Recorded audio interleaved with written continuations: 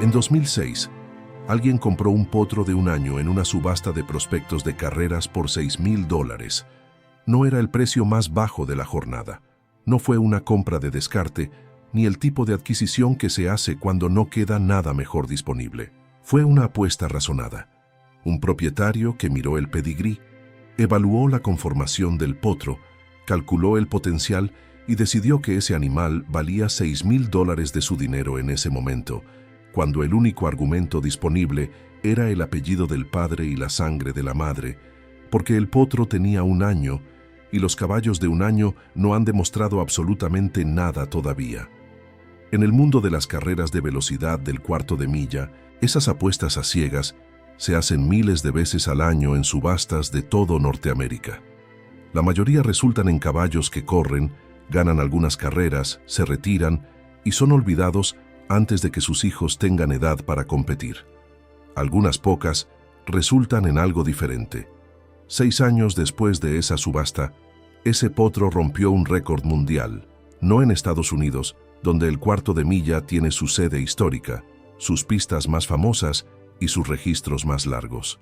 No en un hipódromo con siglos de historia reconocida internacionalmente, sino en México, en el Hipódromo de las Américas, el 4 de marzo de 2012, en una carrera de 250 yardas que duró 12 segundos con 588 centésimas y que materializó algo que hasta ese día nunca había sucedido. Por primera vez en la historia de esta categoría, un récord mundial de velocidad para el cuarto de milla fue establecido fuera de los Estados Unidos. $6,000. Ese número vuelve al final, y cuando vuelva va a tener un peso muy diferente al que tiene ahora. El caballo se llama Allen Cash, pero nadie lo llama así. Lo llaman el Talibán, y el apodo surgió en las carreras parejas antes de que nadie supiera exactamente en qué iba a convertirse, antes del hipódromo, antes del récord mundial. Nadie sabe con absoluta certeza quién fue el primero en usarlo, pero capturaba algo real que los que lo vieron correr en esas primeras salidas reconocieron de inmediato. La forma en que ese caballo corría tenía algo de implacable, algo que no dejaba espacio para la esperanza del rival, algo que hacía que los aficionados que lo habían visto ganar una vez llegaran a la siguiente carrera sabiendo ya que estaban viendo competir por el segundo lugar. Nacido en 2005, pelaje colorado, semental registrado ante la American Quarter Horse Association.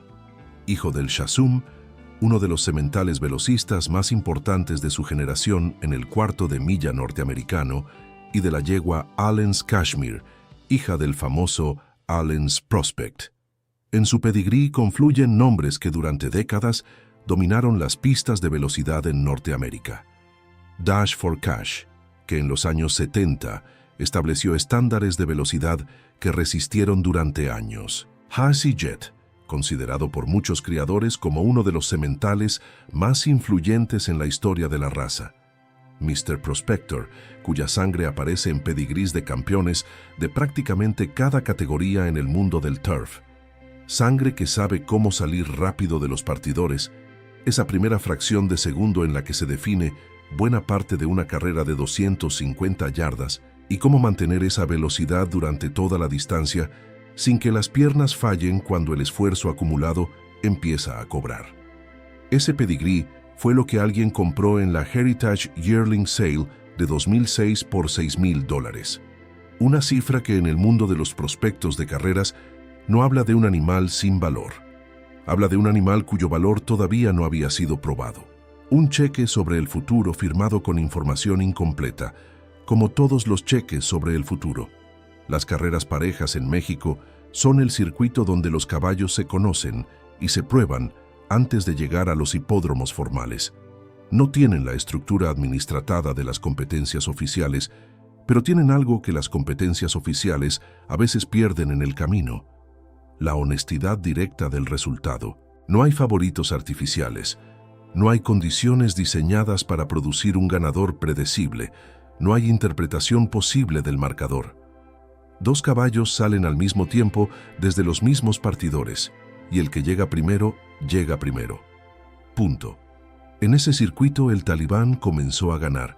Veracruz primero, luego Oaxaca, Los aficionados que seguían el circuito parejo empezaron a aprenderse el nombre, o más exactamente, el apodo. Rivales con nombres que el mundo de las carreras parejas mexicanas respetaba: El Greco, Rey Mixteco, Macarena, Calimán, Santa Elena. Caballos que habían ganado lo suficiente como para que sus propietarios llegaran a cada enfrentamiento con expectativas reales, con argumentos concretos para creer que esa podría ser la carrera donde el Talibán por fin encontrara algo que no pudiera pasar. No lo encontraron. Carrera tras carrera, el Talibán fue dejando registros que en el circuito parejo tienen un valor que no se traduce directamente a estadísticas de hipódromo. La reputación construida frente a rivales que no tenían ningún incentivo para hacérsela fácil. Esa reputación no se compra ni se fabrica con comunicados. Se gana en terreno que no perdona, frente a aficionados que recuerdan quién ganó, cómo ganó y contra quién. Cuando el Talibán llegó al Hipódromo de las Américas, no llegó como una incógnita. Llegó como algo que el circuito parejo ya sabía que era real. El Hipódromo de las Américas fue el siguiente paso, y el Talibán no llegó a adaptarse a ese nivel. Llegó a confirmar en ese nivel lo que el circuito parejo ya sabía. En 7 salidas oficiales, 5 victorias y 2 segundos lugares, ganancias superiores a los $42,000. Entre sus victorias, el Clásico Inaugural y el Clásico Velocidad, competencias que no se ganan por ser el favorito de papel, sino por ser el más rápido en el día con los rivales correctos en la parrilla. 5 de 7. Eso no es dominio con matices. Eso no fue muy bueno en sus mejores carreras. Es un récord que habla solo. Y hay algo en los 2 segundos lugares que también habla. Un caballo que llega segundo en competencias de ese nivel en el Hipódromo de las Américas no está fracasando. Está compitiendo con los mejores del circuito en condiciones donde cualquier imperfección en la salida, cualquier día donde el rendimiento no está al 100%, puede costar la diferencia. Los segundos del Talibán son parte de la imagen completa.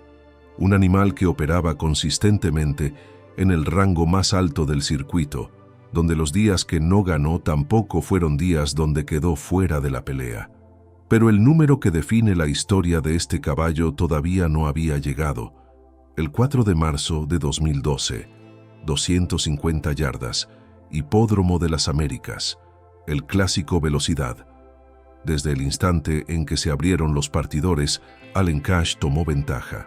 No fue una salida ajustada donde los rivales se mantuvieron cerca en los primeros metros y la carrera se definió en la llegada. Fue el tipo de carrera donde la pregunta dejó de ser si iba a ganar y se convirtió en cuánto iba a ganar.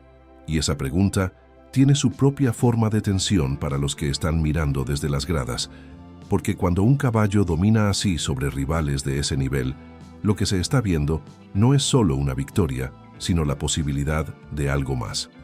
Cuando cruzó la meta, el cronómetro marcó 12.588 segundos. Para quien no está familiarizado con las carreras de velocidad del cuarto de milla, 12 segundos es el universo entero de tiempo en el que se juega esta competencia. No hay primera vuelta ni segunda vuelta, ni momento para recuperar si algo sale mal en la salida. Son 228 metros y medio de distancia, porque 250 yardas son exactamente eso. Y los mejores caballos del mundo los cubren en el rango de 12 y pico segundos. Cada centésima tiene dueño. Cada fracción de segundo entre el récord y no récord es la diferencia entre un nombre que permanece en los libros de historia y uno que se menciona con respeto, pero sin esa precisión que solo da el número. 12.588, nuevo récord mundial para la distancia de 250 yardas, y el contexto que lo convirtió en algo que ningún registro numérico puede contener completamente. Era la primera vez en la historia que una marca de esta categoría era establecida fuera de los Estados Unidos. No había sucedido antes. El cuarto de milla tiene su genealogía en Texas, sus grandes criaderos en Oklahoma y Nuevo México, sus pistas de referencia en estados donde la cultura de las carreras de velocidad lleva generaciones construida.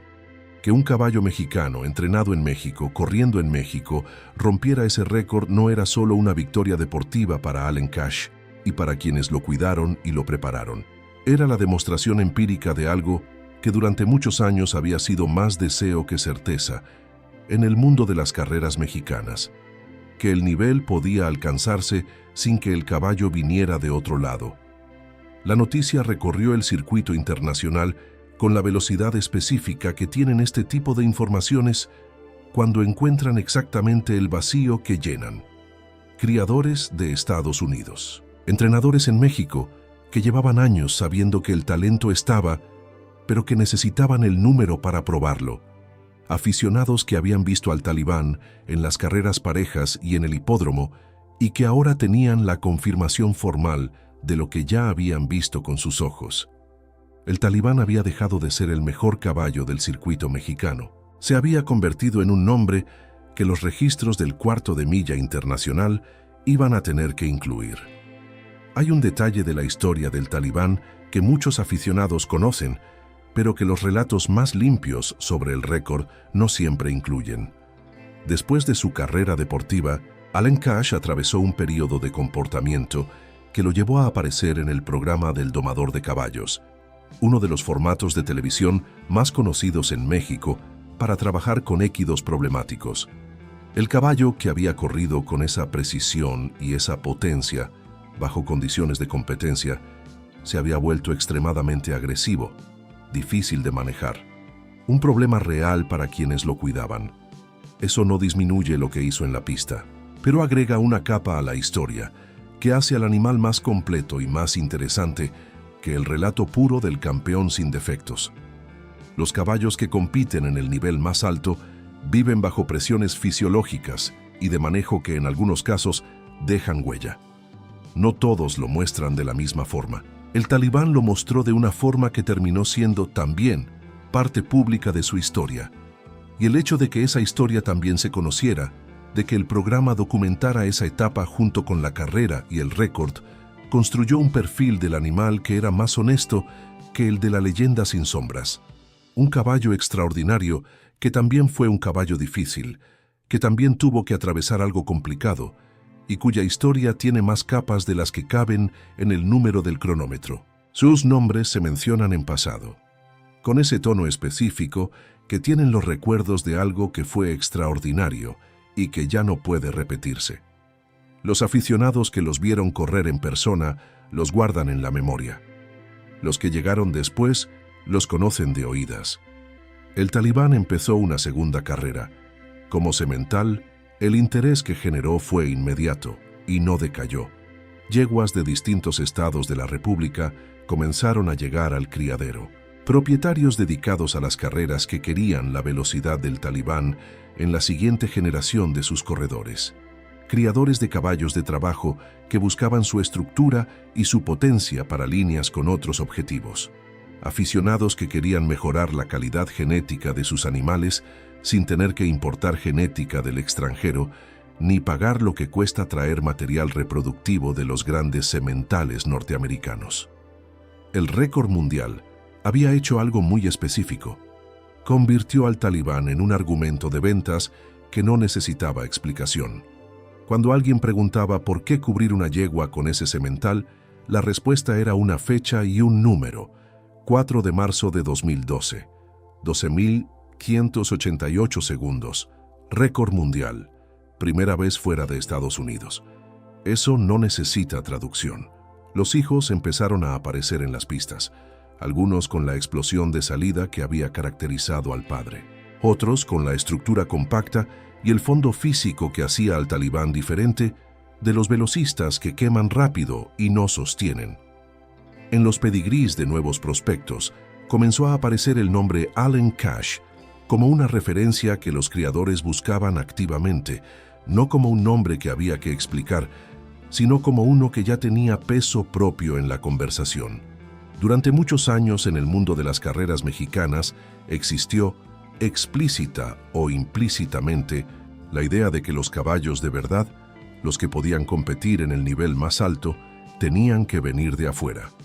Que el criadero mexicano podía producir caballos buenos, pero que para llegar al nivel de los récords y los grandes clásicos internacionales, había que comprar sangre importada. Hay que traer lo mejor de Texas o de Oklahoma o de California. Allen Cash no vino de afuera. Fue comprado como potro en una subasta. Fue preparado en México. Corrió en México. Y rompió un récord mundial en México.